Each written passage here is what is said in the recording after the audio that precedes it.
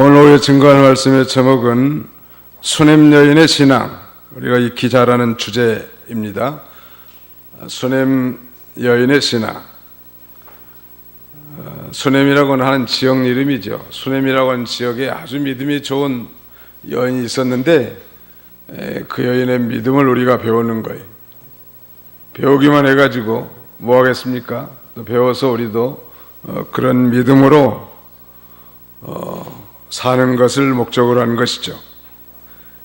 여기 8절로 10절까지는 수냄 여인이 엘리사를 대접한 내용이고, 이렇게 엘리사 선지자를 잘 대접한 수냄 여인에게 11절부터 16절까지는 귀한 선물을 엘리사가 주려고 하는 내용, 그 다음에는 17절로 28절까지는 그 수냄 여인이 선물로 받은 아들, 즉 아들을 낳은과 또 그 아이가 죽은 내용이 17절로 28절까지 기록되어 있고, 마지막에 이제 29절로 37절까지는 엘리사 선지자가 그 죽은 아들을 살리는 내용으로 이렇게 기록되어 있습니다. 수냄 여인이 엘리사를 대접한 내용이 8절로부터 좀 읽으시기 바랍니다. 8절.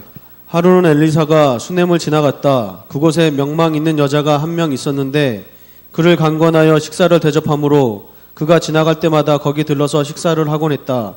그 여자가 자기 남편에게 말하기를, 보십시오, 저는 늘 우리에게 들르시는 그분이 하나님의 거룩한 사람이신 것을 압니다.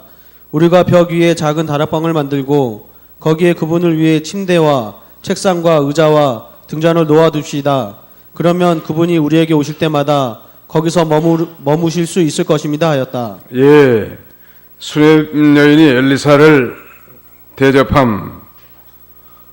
수냄 여자가 믿음이 좋은 부인인 게 분명하단 말. 엘리사가 늘 그 거리를 지나 댕겼고 또 보통 차림으로 이렇게 다녔을 텐데, 무슨 뭐 세례요한과 같이 뭐 약대 털옷을 입은 것도 아니고, 그런데 그 여인은 엘리사가 하나님의 이 거룩한 종인 것을 알아봤단 말이에요. 알아볼 수 있는 게 그건 참 믿음 있는 증거예요. 어디가 알아볼 수 있었을까? 엘리사는 보통 남정네들하고 좀 다르게, 한마디로 말하면 좀 하나님 냄새가 난단 말이에요. 아주 하나님의 형상이 많이 이루어졌고, 그의 이 거룩한 태도와 덕스러운 언행이 바깥으로 다 드러난 거예요. 그러면 믿음이 뭐 있습니다라고 강변한다고 믿음 있는 게 아니고, 믿음 있는 사람은 그의 입을 통해서 믿음 있는 말이 나오고 또 믿음 있는 태도와 행동을 보이기 때문에 알 수 있는데, 물론 이 엘리사 선지자는 머리가 좀 대머리이기 때문에 다른 사람하고 좀 특별하게 표시가 났겠지만, 믿음이 없는 많은 아이들이 엘리사 선지자를 조롱하지 않았습니까? 대머리라고. 그러다가 하나님의 진노를 받아서 갑자기 사자가 나와서 다 물어주겠단 말. 그런데 이 여인은 하나님의 거룩한 사람으로 알아본 거예요. 그리고 하나님의 사람, 하나님의 종이니까 하나님의 일을 하는 사람이다. 그러고 그를 잘 대접한 거예요. 어떻게 대접했는가? 자기 남편에게 이 부인이 얘기해가지고, 저 거룩한 하나님의 종을 좀 잘 대접해 주라니. 그리고 지나가는데 그를 강권해서 식사를 대접했단 말. 하나님의 종을 대접하는 것은 곧 하나님을 대접하는 거죠. 소자나 주님의 이름으로 소자에게 냉수 한 그릇이라도 대접한 건 주님을 대접한 거라고 예수님이 그렇게 말씀하셨단 말이에요. 하물며 하나님의 종을 대접하는 건 하나님을 대접하는 것인 줄 믿는 신앙이 그 속에 있는 거예요. 그래서 강권해가지고, 뭐 밥 얻어먹는 게 전부는 아닌데 성경에 보니까 강권해서 식사를 대접함으로 지나갈 때마다 거기 들러서 식사를 했단 말. 예수님은 신방 댕기면서 전도하고 신방 다니면서 누구 집에서 식사를 제일 많이 했을까?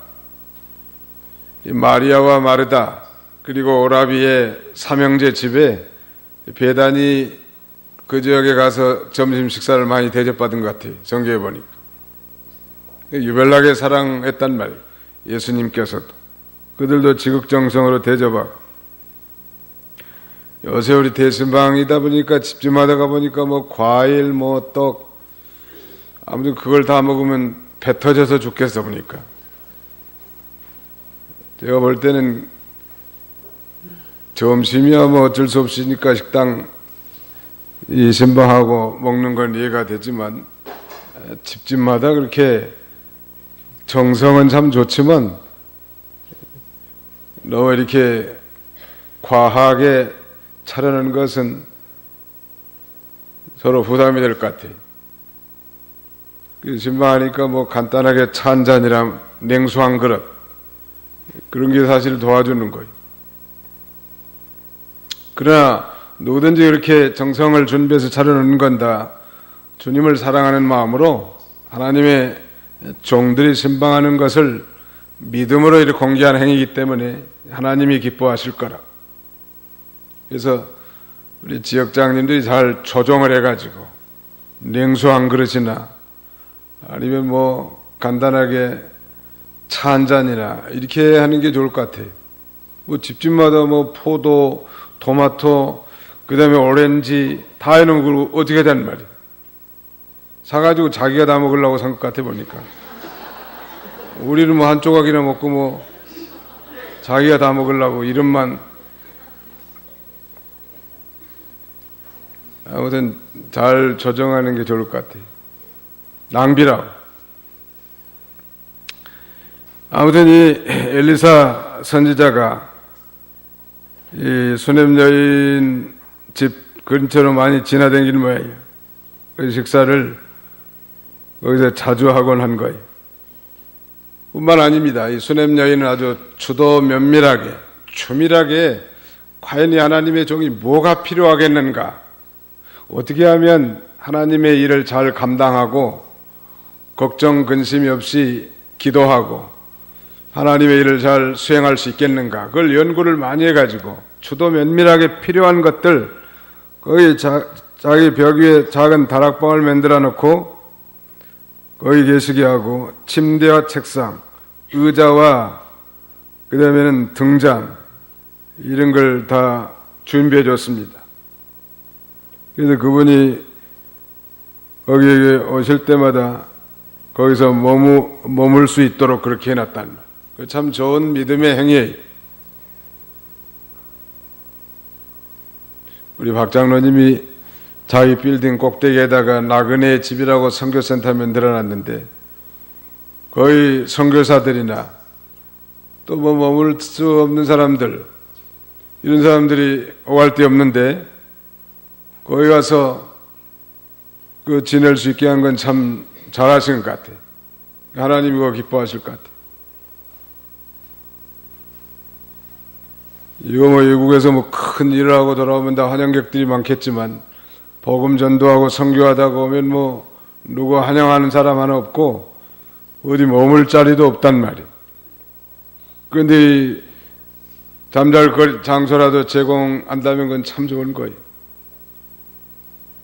그것은 주님의 이름으로 하는 일이란 말이에요.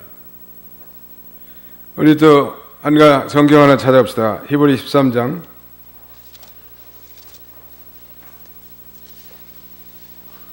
히브리 13장 17절 너희를 인도하는 자들을 신뢰하고 그들에게 순종하여라. 그들은 너희 영혼들을 위하여 깨어 있어서 마치 자신들이 청산해야 할 자들인 것처럼 하니 그들이 기쁨으로 이 일을 하게 하고 탄식하면서 하게 하지 마라. 그렇지 않으면 너희에게 유익이 없기 때문이다. 예, 그렇지 않으면 너희에게 유익이 없기 때문이다. 하나님의 종들 잘 신뢰하고 순종하라는 거예요.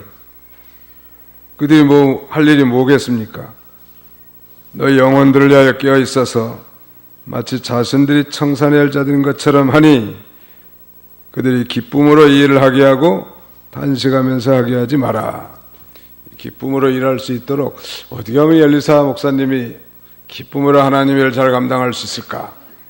저번 일이 지나가면 쉴 수 있도록 침대도 마련해 놓고 책상과 의자, 그 다음에는 이 등불 이걸 준비해 주면 참 좋겠구나. 등잔까지 준비해 놓은 거예요. 참 춤이란 그런 성도의 신앙적 행위인데 얼마나 이게 귀한 거였으면 성경에 기록해 가지고 오고 오는 많은 세대들의 이 성도들이 수냄 여인의 이 헌신의 자세 이런 것들을 배우게 하지 않았습니까? 이 배울만해요. 그래서 하루는 이제 엘리사가 그곳에 가서 다락방에 누워있다가 이렇게 헌신하고 하나님의 일에 귀하게 쓰임받은 이 수냄 여인에게 뭔가 좀 도와주고 싶단 말이에요. 엘리사는 당시의 왕 여호람과 군대 장관과 친분이 있기 때문에 웬만한 문제는 다 해결해 줄 수 있는 그런 이 권세와 특권이 있는 사람이. 그래서 자기 좀 게하시에게 시켜가지고 뭐가 필요한지 알아보라고 했습니다. 11절부터 좀 읽어주시죠. 하루는 엘리사가 그곳에 가서 다락방에 들어가 누웠다. 그가 자기 사환 게하시에게 이 수냄 여자를 불러와라 하므로 그가 그 여자를 부르니 그 여자가 그 앞에 섰다. 엘리사가 게하시에게 말하기를 너는 그 여자에게 이렇게 말해라. 보십시오. 우리를 위해 당신의 배려가 지극하니 당신을 위해 무엇을 해드리면 좋겠습니까? 당신을 위해 왕이나 군 지휘관에게 부탁할 일이 있습니까? 하니 그 여자가 대답하기를 저는 제 백성들 사이에서 잘 살고 있습니다 하였다. 예, 뭐가 필요가 있으면 말이라는 거예요. 왕에게도 구할 수 있고 군 지휘관에게도 말해서 얘기해 줄 수 있으니까 구하라고 했는데 아주 또 믿음 있는 말만 합니다. 믿음이 있으니까. 그 여자가 대답하기를 저는 제 백성들 사이에서 잘 살고 있습니다. 옛날 성경에는 내 백성 중에 거한다고 말했는데 한마디로 말하면 수냄 여인은 믿음으로 살기 때문에 만족하고 감사한 마음으로 살기 때문에 더 이상 구할 게 없다는 거예요. 이게 좋은 신앙 아니에요. 하나님 한 분으로 만족하는 신앙. 수냄 여인의 신앙이. 저는 제 백성들 사이에서 잘 살고 있습니다. 하나님 한 분을 믿음으로 살기 때문에 그걸로 만족하고 또 범사에 감사함으로 살기 때문에 더 이상 구할 게 없습니다. 이런 상태가 되면 얼마나 좋겠냐는 하나님 앞에 기도의 자리에 나와가지고 하나님 감사합니다. 모든 게 다 감사하다는 말이에요. 감사할 수 있는 사람은 자신의 근본을 깨닫고 하나님의 주권을 믿는 사람들 감사하다는 말. 자족을 배운 사람들, 이 수냄 여인은 자족하는 거예요 벌써. 하나님 한 분으로.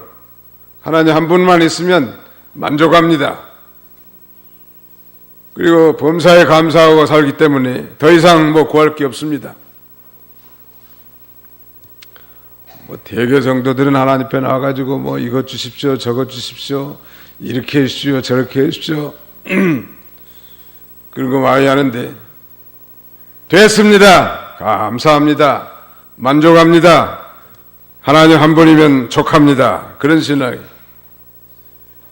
자기가 하나님 백성 중에 살면서 하나님 모신 것을 최상의 행복으로 여기고 살고 그 이상 높은 지위를 바라보지 않고 허영심, 명예영광심 그런 게 없었단. 사실 이미 천국에는 가지 않았지만 이런 사람들은 지상에서 천상의 모든 영광을 누리고 있는 거나 마찬가지. 이런 사람을 세상에 어떤 사람이 감당할 수 있겠냐는 말이에요. 모든 걸 다 감사하고 주님 한 분으로 만족하는 신앙, 이거 성숙한 신앙.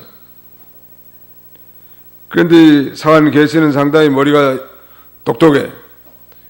좀 교활하고 세상에 허영심 있는 종이었단 말. 잽싸게 뭐 보니까 수냄 여인에게 아이가 없는 줄 보고하는 거예요. 거기 14절부터 좀 읽어보세요. 엘리사가 말하기를 그 여자를 위해 무엇을 해줄까 하니 게하시가 대답하기를 사실 그 여자에게는 아들이 없고 남편은 나이가 많습니다라고 하였다. 엘리사가 말하기를 그 여자를 다시 불러와라 하였으므로 게하시가 그 여자를 부르니 그 여자가 문 안으로 들어섰다. 엘리사가 말하기를 내년 이맘때에 당신이 아들을 안게 될 것이요 하니 그 여자가 대답하였다. 아닙니다. 내 주 하나님의 사람이시여 선생님의 여종에게 거짓말하지 마십시오. 그러나 예, 이 사한 계사 수냄 여인이 아들이 없다고 엘리사에게 보고하니까 엘리사는 수냄 여인을 다시 불러서 내년에는 아들을 낳게 되리라고 예고해 준 거예요. 그때도 그녀는 뭐라고 대답했습니까? 아닙니다. 내 주 하나님의 사람이시여 선생님의 여종에게 거짓말하지 마십시오. 그렇게 대답했단 말.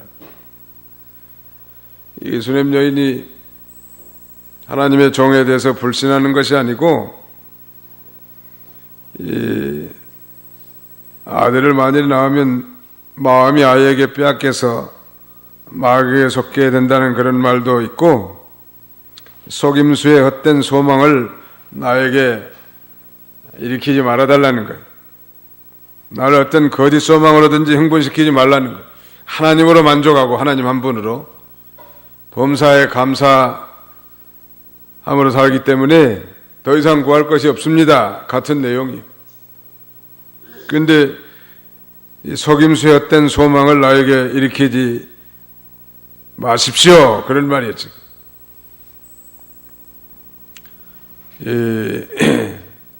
그럼에도 불구하고 수냄 여인은 아들을 낳게 됐습니다. 17절. 그러나 그 여자가 임신하여 엘리사가 그 여자에게 말한 대로 다음에 같은 때에 아들을 낳았다. 예, 낳은 아들이 또 머리가 아파서 죽었습니다. 거기 18절부터 읽어주세요. 그 아이가 자라 하루는 추수하는 사람들에게 나아가 자기 아버지에게 갔다. 그 아이가 자기 아버지에게 말하기를 내 머리야 하니 그 아버지가 하인에게 말하기를 이 아이를 자기 어머니에게 데려가라 하였으므로 하인이 아이를 안아다가 그의 어머니에게 데려갔는데 아이가 점심때까지 어머니의 무릎에 앉아 있다가 죽고 말았다. 그 어머니가 올라가 아이를 하나님의 사람의 침대에 눕힌 다음 문을 잠그고 나왔다. 예, 이거 참 아들이 없어서 섭섭한 마음보다는 아들 낳아가지고 죽었으니까 그 슬픔이 얼마나 극심했겠습니까? 근데 이 수냄 여인의 아이가 죽었단 말이에요. 보통 여자들 같았으면 어떻게 됐을까? 아마 난리 법석을 폈을 것 같아. 저 영감탱이 선지자가 내가 필요도 없다고 했는데 아들 줘가지고 이 죽게 만들어가지고 이 가슴이 찢어지게 한다. 자식이 죽으면 어미의 가슴에 묻는다는 말이 있는데 얼마나 참 슬펐겠냐는 말이에요. 그럼에도 불구하고 난리 법석을 피우지 않고 자기 남편에게도 얘기하지 않고 그 죽은 아이를 다락에 이 선지자의 침상에다가 올려놓는 거예요. 참 대단한 거죠. 그 아이를 아이 방이나 자신의 방에 둘 수도 있는데 그렇지 않았단 말이에요. 왜 그랬을까? 아이 죽음을 아무에게도 알리지 않고 그걸 알면 남편이 또 얼마나 근심하겠냐는 말이에요. 참 믿음의 여인이요. 뿐만 아니라 엘리사가 오면 다시 살릴 수도 있는 그런 확신이 있었단 말이에요. 이것은 이 여인의 그 신앙적 태도요 자세인 것입니다. 이게 이 참 대단한 신앙이 보통 부인네들 같았으면 아주 뭐 고글하고 난리 소동을 끼칠 것 같아 보니까 이게 웬일이냐고. 노년에 아들 하나 낳았으니 얼마나 귀하게 겪고 얼마나 사랑했겠는가 한번 생각해 보세요. 당장 자기 남편에게 알려가지고 집안이 들썩들썩할 건데 남편에게도 말하지 않고 자기 방이나 아이 방에다 그 시신을 놓지도 않고 선지자의 침상에다 놓고 이제 자기 남편에게는 이렇게 말합니다. 2절. 그 여자가 자기 남편을 불러 말하기를 제게 일꾼 한 사람과 암나귀 한 마리를 보내주십시오. 제가 하나님의 사람에게 얼른 달려갔다 돌아오겠습니다 하였다. 남편이 말하기를 초하루도 아니고 안식일도 아닌데 왜 오늘 그분에게 가려고 하오 하니 그 여자가 대답하였다. 평안을 위해서입니다. 예, 평안을 위해서입니다. 샬롬이라고 하는 히브리 말인데요. 수넴 여인 집에서 엘리사가 있는 갈멜산까지는 약 한 40km가 된다는 말이에요. 이거 아이는 죽어 있고 빨리 엘리사 선지자에게 알려야 되겠는데, 그래서 불갑을 자기 남편에게는 사실은 말하지 않고 거짓말한 게 아니죠. 그저 제게 일꾼 한 사람과 암나귀 한 마리를 보내주십시오. 그렇게 말하는 거예요. 네가 말을 하지 않을 것은 안 하는 게 좋아요. 부부 사이라도. 여러분 목회자니까 비밀이 많지 않겠습니까? 많은 교회 다니면서 성도들의 혼자만 간직하는 비밀을 그 목사님에게 기도해 달라고 얘기하는 것들 있는데, 저희 집사람한테 얘기 안 해요. 왜 안 하는가? 얘기해가지고 아무 얘기 안 되는데 뭐라고 얘기하냐는 거예요. 근데 성도들은 부부 일체인 줄 알고 다 얘기한 줄 알고 있더라고. 앞으로 얘기 안 한 줄로 말했으니까 이제 그렇게 하시오. 얘기 안 할 건데 뭐로 얘기하냐는 말이야. 안 할 말을. 안 할 말을 해놓으면 그 문제가 생기는 거예요. 남편에게 아이고 뭐 아이가 머리 아프다가 하면서 내 무릎에 콱 죽었는데 이거 뭐 어디야 되겠습니까? 일하다가 다 튀어가지고 일도 안 되고 집안이 난리 날 거라. 가만히 이제 엘리사 선지자에게 갈 수 있도록 일꾼 한 사람과 암나귀 한 마리를 보내달라는 거예요. 남편은 이상한 거예요. 초하루면 올삭 아니에요? 올삭과 안식일에는 당연히 하나님 성기로 가는 건 이해가 되는데, 보통 이 평일에 아내가 가겠다고 하니까 궁금해가지고 질문하는 거예요. 왜 오늘 그분께 가려 하오? 이거 평안을 위해서입니다. 참 대답도 지혜롭게 참 잘해요. 이 수넴 여인이 참 지혜로운 여인이에요. 덕스러운 여인이고. 평안을 위해서입니다. 얼마나 대답이 좋아요. 평안을 위해서입니다. 한번 해봅시다. 평안을 위해서입니다. 그 사실이잖아요. 이건 뭐 아무 일 없습니다. 걱정하지 마십시오. 그런 말인데, 이 수넴 여인의 이 말 속에서 우리는 두 가지를 배울 수 있는데, 첫째는 이 수넴 여인의 이 지혜로운 처신과 덕스러운 태도, 그 다음에는 이 하나님 아버지를 향한 그런 신앙적인 태도예요. 아니 지금 아들이 죽었는데 엘리사 선지에게 달려간다는 것은 자기의 수단이나 방법 그걸 의지하지 아니하고 이 생사의 근원이 하나님께만 있는 줄 알고 하나님의 종을 찾아가는 거예요. 이가 모든 문제를 하나님께로부터 해결함 받고자 하는 그런 신앙적 자세. 죽었으면 고가고 묻을 생각을 하지 않고 이 엘리사 선지자를 찾아갔단 말이에요. 참 좋은 신앙이에요. 그 엘리사가 이제 살린 내용이 29절부터 마지막 절까지가 나오는데요. 거기 좀 읽어보시죠. 29절. 엘리사가 게하시에게 말했다. 내 허리를 동여매고 내 지팡이를 내 손에 들고 떠나라. 내가 사람을 만나도 인사하지 말고 어떤 사람이 내게 인사해도 대답하지 마라. 그리고 가서 내 지팡이를 그 아이의 얼굴 위에 놓아라. 그 아이의 어머니가 말하기를 여호와의 살아계심과 선생님의 살아계심을 두고 맹세하는데 저는 선생님을 결코 떠나지 않겠습니다 하니 엘리사가 일어나 그 여자를 따라갔다. 게하시가 그들보다 앞질러 가서 지팡이를 그 아이의 얼굴 위에 놓았으나 아무 소리도 아무 기척도 나지 않았으므로 그가 엘리사를 만나러 돌아가 그에게 말하기를 아이가 깨어나지 않습니다 하였다. 예, 인사하지도 말고 가서 엘리사의 지팡이를 그 죽은 아이의 얼굴에다 올려놓으라는 거예요. 왜 인사하지 말라고 했을까? 많은 시간 허비하지 말고 지체하지 말도록 하는 거지만 온전한 기적 성취를 위해서 기도에 전념토록 하기 위한 것. 여기서 우리 한 가지 배울 수 있는 건, 교회 와서 당연히 이 만나는 성도들마다 인사하고 또 안부도 묻고 하는 건 참 중요하지만, 우리가 교회에 온 것이 그 목적은 아니지 않습니까?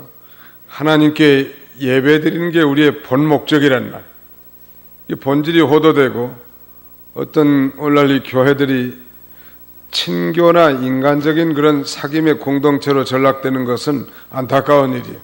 그렇다고 성도들끼리 인사도 하지 말고 소 닥쳐다보는 식으로 하라는 얘기는 아니고, 마음이 다른 데로 빼앗기지 않도록 온전한 마음을 집에서부터 준비해가지고 오셔가지고 하나님 앞에 엎드려 기도하고 마음과 성품과 뜻과 힘을 기울여서 하나님 앞에 예배드리는 것이 중요하다는 거예요. 이 예배에 성공해야 한 주간 승리할 수 있을 텐데, 예배에 이 사람 만나면서 깔깔 웃고 저 사람 만나서 낄낄대고 하다가 예배 시간은 푹푹 졸다가, 그래서 집에 가면은 그게 무슨 의미가 있냔 말이에요. 하여튼 토요일부터 일찍 주무시고 유대인들이 안식일 준비했던 것처럼 그렇게 준비를 잘하고, 교회에 오셔서도 맨 먼저 교회 본당에 올라오셔서 기도하고, 그다음에 식당으로 내려가든지 자기 이 봉사 직분을 감당해야 합니다. 직행하는 사람들, 수상한 사람들이에요. 우리 상대원교는 그런 분들 없겠지만은, 워싱턴에 가보니까 예배당 본당으로 안 들어오고 꼭 식당으로 먼저 들어온 사람이 있더라고. 왜냐면 식당이 이제 일부 예배 끝나면 이제 빵 같은 거, 커피 같은 거 끓여놓고 친교하거든요. 그리고 예배당에 가서 먼저 기도하고 준비해야 되겠는데, 꼭 이게 바나나 킥처럼 식당으로 들어와. 그래가지고 거기서 커피도 한 잔 먹고 이 사람 저 사람 오는 사람 온갖 사람 다 신청 다 하고, 그 다음에는 예배 시작 직전에 들어오는 거예요. 그러려면 좀 늦게 나오지, 교회를 차라리. 들어와가지고 식당에 와가지고 먼저 자기 볼 일도 없으면서 마음 다 산신돼 버리고 집중되지 못하는 이 생명을 살리는 일, 혹은 자기 생명이 사는 일은 집중이 중요한 거예요. 아무튼 모든 성공의 비결이 집중이요. 자기 맡겨진 일에 정확한 선택과 집중은 모든 일을 다 성공되게 하고 생명을 살리는 일이에요. 지금 지팡이를 가지고 하나님의 종이 시켰으니까 전심으로 하나님을 믿는 믿음을 가지고 그 지팡이를 어린아이, 죽은 아이 머리에다 올려놨더라면 혹시 살았을 수도 있지 모르겠는데, 이 게하시는 그 말은 믿음이 없는 거예요. 선생 엘리사와 같은 그런 믿음이 없이 다만 의식적으로 모양만 갖다가 이 지팡이를 올려놓는다고 사람이 살아나는 게 아니죠. 살리지 못한 거예요. 벌써 그걸 이 수냄령이 잘 알기 때문에 엘리사가 가지 않으면 꼼짝 않겠다고 선언한 거예요. 아니나 다를까 깨어나지 않는다고 전갈이었고, 엘리사가 들어갑니다. 32절을 읽으십시오. 엘리사가 집으로 들어가서 보니 그 아이가 죽어 자기 침대에 뉘어 있었다. 엘리사가 들어가 문을 닫으니 안에는 그들 둘뿐이었다. 엘리사가 여호와께 기도한 후에 침대 위로 올라가 그 아이 위에 엎드렸는데, 자기 입을 그의 입에, 자기의 눈을 그의 눈에, 그리고 자기의 손바닥을 그의 손바닥에 서로 마주대고 그의 위에 엎드리니 그 아이의 몸이 따뜻해지기 시작했다. 엘리사가 내려가 집 안을 한번 이리저리 거닐다가 다시 올라가 그의 위에 엎드리니 그 아이가 7번 재채기를 하고 눈을 떴다. 예, 살아났습니다. 죽은 아이가 살아난 거예요. 어디 가면 이 죽은 자를 다시 살릴 수 있는가? 비결이 나온 거예요. 엘리사가 하나님 앞에 기도했는데, 자기 침대에 누워있는 죽은 아이를 위해서 하나님께 기도하면서 그 어머니도 들어오지 못하게 하고 게하시도 들어오지 못하게 하고 자기와 그 죽은 아이만 있는 거예요. 이것은 오로지 하나님만을 상대해가지고 은밀한 가운데 깊은 기도를 통해서 이 생명을 살릴 것을 우리에게 가르쳐 주는 거예요. 한마디로 하면 자기 희생을 가르쳐, 자기 희생. 오늘 주일학생들, 주일학교 가르치는 교사들이나 뭐 유치부나 중고등부도 다 마찬가지인데, 지역장님들도 마찬가지. 생명 살리는 것은 그렇게 하는 거예요. 어디 가면 되는가? 문을 닫고, 첫째는. 그 다음에는 하나님께만 상대하고 기도하는 거예요. 그리고 그 아이에 엎드리는 거예요. 그래서 자기 입을 그 입에 대고 자기 눈을 그의 눈에 대고 자기 손바닥을 그의 손바닥에 서로 마주대고 그에 엎드려서 나갈 때 이제 생기가 돋고 살아나는 거예요. 이거 뭘 가르칠까? 뭐 형식적으로 뭐 공과만 가르친다고 살아나는 게 아니고 진정으로 자기 희생적 자세로 사랑하는 그런 마음을 가지고 생명을 살릴 수 있음을 가리키는 것입니다. 우리 모든 하나님 말씀을 받아서 주께서 맡긴 양무리들 지도하는 모든 지도자들의 자세가 그렇게 해야 돼요. 어디에 살릴 수 있는가? 자기 희생적인 자세예요. 구약의 모세나 신약의 바울의 태도를 한번 찾아봅시다. 출애굽기 32장 32절 읽으시기 바랍니다. 출애굽기 32장 32절. 그러나 이제 그들의 죄를 용서하여 주소서. 그렇게 하지 않으시려거든 주께서 기록하신 주님의 책에서 제 이름을 지워주시기 바랍니다. 예, 이게 이 모세의 자세.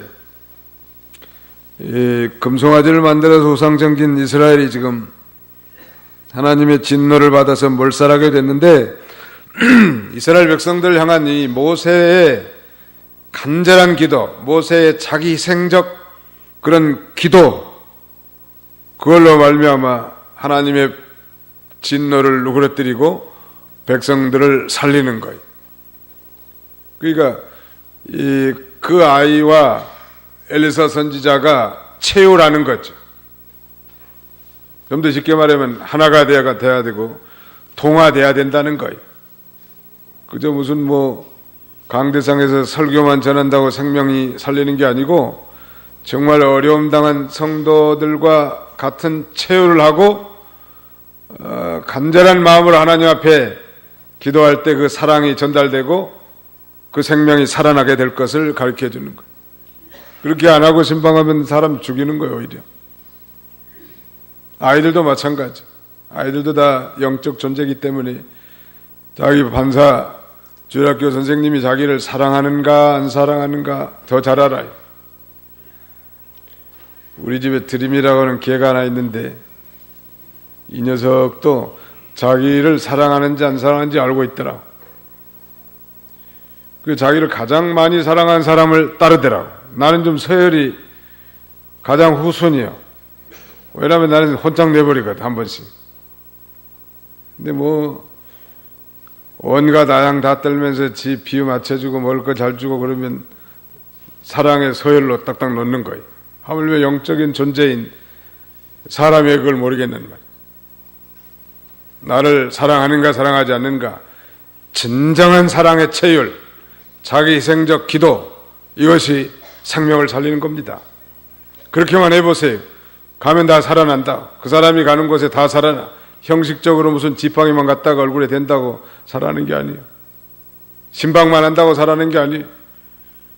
정말 그 가정에 애절한 마음을 자기 문제로 품고 모세처럼 자기가 뭐 주께서 기록하신 주님의 책에서 자기 이름이 지어질지언정 유다 백성들의 죄를 사해달라는 거예요.